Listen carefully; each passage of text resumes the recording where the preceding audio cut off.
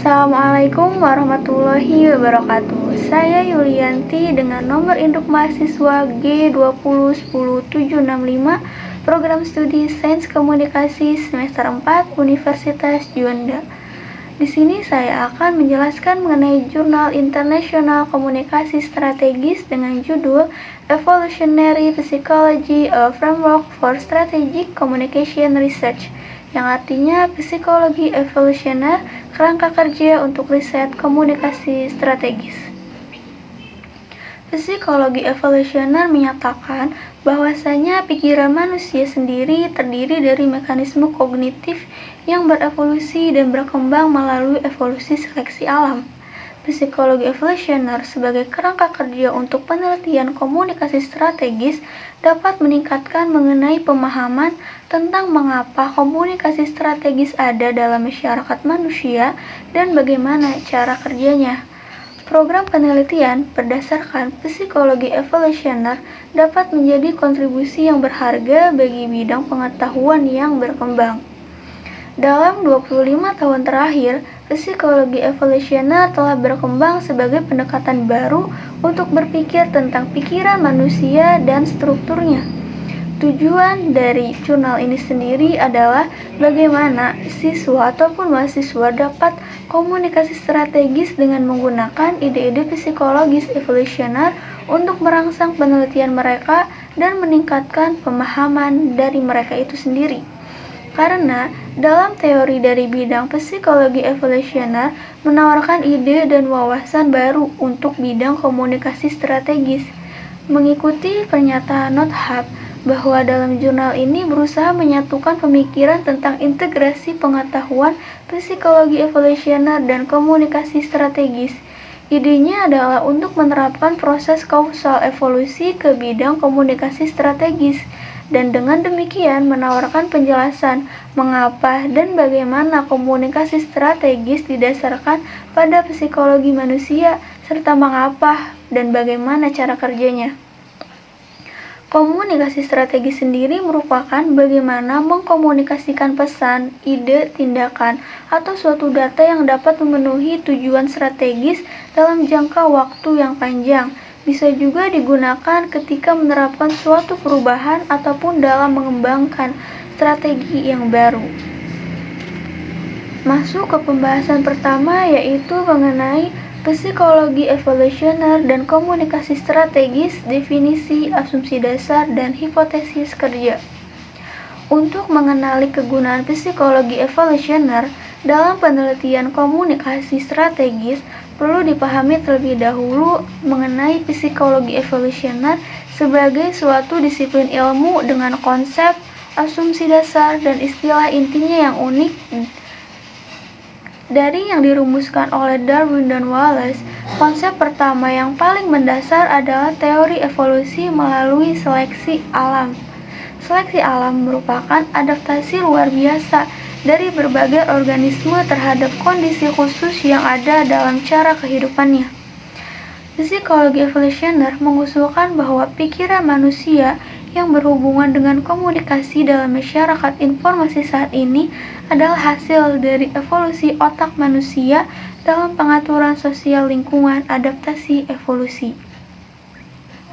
Pembahasan kedua mengenai pemikiran evolusioner dalam penelitian hubungan masyarakat dan komunikasi strategis. Hingga saat ini, hanya Greenwood secara eksplisit yang menghubungkan teori evolusi dengan teori hubungan masyarakat, meskipun pada kesimpulan di akhirnya bahwa tidak ada dalam hubungan masyarakat yang masuk akal kecuali dalam teori evolusi. Dalam hal ini, kontribusinya lebih untuk dibaca sebagai panggilan untuk keterbukaan pikiran teoritis menuju teori pemersatu daripada sebagai pengembangan program penelitian khusus yang diinformasikan oleh pemikiran evolusioner. Dan pembahasan ketiga yaitu mengenai penelitian komunikasi strategis dalam kerangka psikologi evolusioner. Kemampuan untuk menggunakan komunikasi secara strategis adalah fitur penting bagi manusia beradaptasi dengan lingkungan sosialnya dengan cara yang komunikatif. Bagi nenek moyang kita di zaman dahulu, sama pentingnya dengan adaptasi dengan lingkungan alam. Misalnya saja warna kulit merupakan adaptasi terhadap sinar matahari di daerah tropis. Untuk melakukan penelitian dalam komunikasi strategis dengan pola pikir evolusioner, kita harus berasumsi bahwa dari beberapa modul di otak manusia yang bersangkutan dalam arti luas dengan komunikasi dalam lingkungan sosial. Menerapkan psikologi evolusioner ke bidang komunikasi strategis adalah tugas yang sulit karena berbagai alasan. Oleh karena itu, para kritikus telah berulang kali dan bukannya tanpa alasan menyuarakan keprihatinan bahwa hipotesis yang didasarkan pada psikologi evolusioner mungkin tidak dapat diuji, atau seperti yang dikatakan Cohen dan Bernard bahwa tujuan ini tampaknya di luar jangkauan alat bantu hari ini. Selanjutnya, pembahasan yang keempat terkait komunikasi strategis memicu motif mendasar dengan memancarkan isyarat. Misalnya saja dengan mengaktifkan gigi manis manusia melalui iklan makanan, memanfaatkan modul yang membantu meningkatkan kebugaran inklusif pembawanya. Individu yang mampu merasakan rasa manis memiliki peluang lebih tinggi untuk mendeteksi dan mengonsumsi makanan dengan nilai gizi yang tinggi, yang memberikan mereka keunggulan dibandingkan individu yang tidak menyukai makanan manis. Salah satu contoh yang paling menggambarkan dan paling informatif untuk penelitian komunikasi strategis adalah pertanyaan mengapa tentara berperang dalam perang modern. Konflik kekerasan telah menjadi fitur konstan dalam evolusi manusia. Komunikasi strategis menciptakan sistem pemicu isyarat yang dimodelkan pada kepedulian manusia terhadap kerabat dekat. Itulah sebabnya, seperti dalam keluarga, tentara tidur dan makan bersama, dan mereka belajar untuk menganggap rekan mereka sebagai kerabat sendiri. Prajurit yang berjuang untuk individu lain yang mereka anggap sebagai saudara seperjuangan akan menjadi salah satu konsekuensi dari memanfaatkan motif dasar perawatan kerabat. Pembahasan kelima terkait mekanisme adaptif untuk komunikasi strategis. Mekanisme psikologis yang berkembang yang menjalankan program yang mendasari bermanfaat dalam hal keberhasilan reproduksi individu karena mereka membantu meningkatkan dan mendorong hal-hal seperti status sosial, afiliasi, atau koherensi keluarga. Oleh karena itu, keturunan individu kurang lebih berhasil menggunakan komunikasi strategis dalam komunitas mereka untuk membantu tujuan individu mereka. Mekanisme adaptif perlu ada dalam pikiran manusia yang menjalankan implementasi kerangka kerja masing-masing. Jelasnya seperti tentara dan karyawan tahu bahwa mereka tentara dan rekan kerja mereka bukan kerabat mereka. Namun, pemeliharaan identifikasi yang aktif dapat mengembangkan ikatan yang begitu kuat, sehingga ikatan yang terasa senyata ikatan terhadap kerabat, terutama tetapi tidak secara eksklusif. Kemampuan individu dari mekanisme psikologis kita yang berkembang untuk membentuk hubungan berdasarkan altruisme timbal balik adalah konsekuensinya. Mungkin tidak ada risiko individu langsung yang terlibat bagi komunikator ketika berhadapan dengan orang asing. Mekanisme yang berkembang untuk memecahkan tantangan leluhur dalam membangun hubungan saling percaya dengan non-kerabat atau orang asing masih berfungsi di lingkungan modern kita saat ini. Selanjutnya, pembahasan ke-6 mengenai kekurangan penelitian saat ini dalam komunikasi strategis. Pelari pada tahun 2017 yang disampaikan adalah perlunya mendamaikan pemahaman pikiran manusia dengan teori komunikasi strategis. Jika kita tidak memahami pikiran individu, kita tidak dapat berharap untuk memahami bagaimana hal itu menghasilkan dan memfasilitasi komunikasi strategis pada tingkat organisasi dan seterusnya. Bidang lain pada akhirnya akan memberikan penjelasan lebih baik tentang mengapa komunikasi strategis ada, bagaimana cara kerjanya, dan bagaimana menerapkannya secara efektif dan praktik. Menetapkan psikologi evolusioner untuk penelitian komunikasi strategis tidak akan menghilangkan ancaman itu sendiri.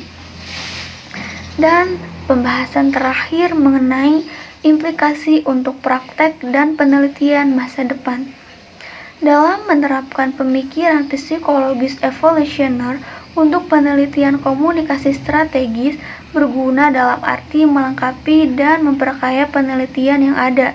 Kerangka motif fundamental menunjukkan bahwa ada mode dalam pikiran manusia yang selaras dengan isyarat komunikatif yang berbeda, yang dipancarkan oleh mode komunikasi yang berbeda. Beberapa motif dapat diselaraskan dengan komunikasi dialogis, sementara beberapa motif lainnya dapat pula diselaraskan lebih baik dengan komunikasi persuasif. Beberapa motif mendukung pembangunan hubungan, sementara yang lainnya tidak. Psikologi evolusioner dapat menginformasikan penelitian komunikasi strategis dengan merujuk pada kondisi batas dan berbagai mode komunikasi. Untuk meneliti implikasi dan konsekuensi mode kognitif untuk komunikasi strategis, penelitian perlu memadukan pengetahuan dan metode dari berbagai bidang, seperti ilmu kognitif, psikologi, antropologi, sosiologi, pemasaran, dan ilmu komunikasi. Berdasarkan hasil dari pemaparan-pemaparan sebelumnya, sehingga dapat ditarik kesimpulan bahwa komunikasi strategis untuk mencapai tujuannya memanfaatkan sifat manusia dengan memicu motif mendasar yang terhubung ke mode mental dalam pikiran. Komunikasi strategis dapat memicu mode komunikasi yang berbeda, misalnya dialog atau mentalitas. Penelitian dalam komunikasi strategis yang diinfokan oleh pemikiran evolusioner dapat membantu mendamaikan bidang ini dengan kekurangan teoretis dan empirisnya, dengan menyediakan kerangka kerja yang koheren dengan model dan hipotesis yang dapat diuji. Hal ini memungkinkan untuk membantu mengakhiri keadaan isolasionisme yang ditemukan di lapangan.